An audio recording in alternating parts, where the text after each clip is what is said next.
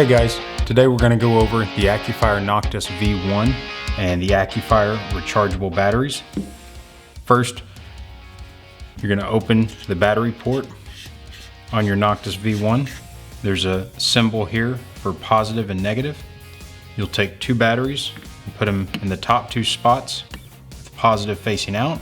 The next two batteries will go negative facing out. From there, you'll take your battery cap.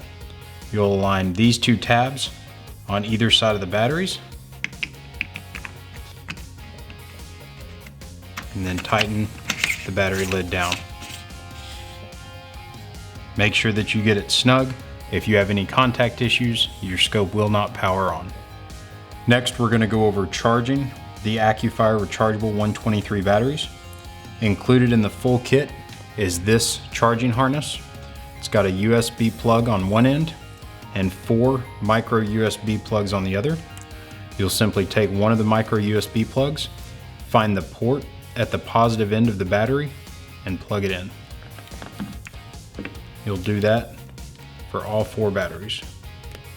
Once the batteries are plugged in, you can take an external battery pack or any USB wall adapter and simply plug it in.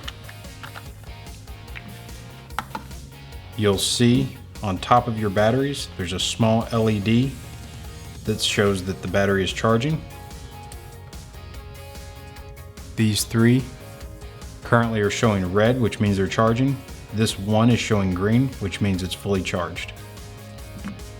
Once all 4 are green, you simply unplug them and install them into your scope. For your 18650 battery, the process is the same. Simply take the micro USB port and plug it into the charging port on the positive end of the battery. You can see there is your red LED signifying that it's charging.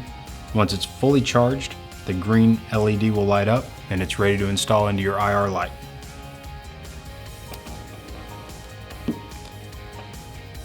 That covers the batteries for the Noctis V1.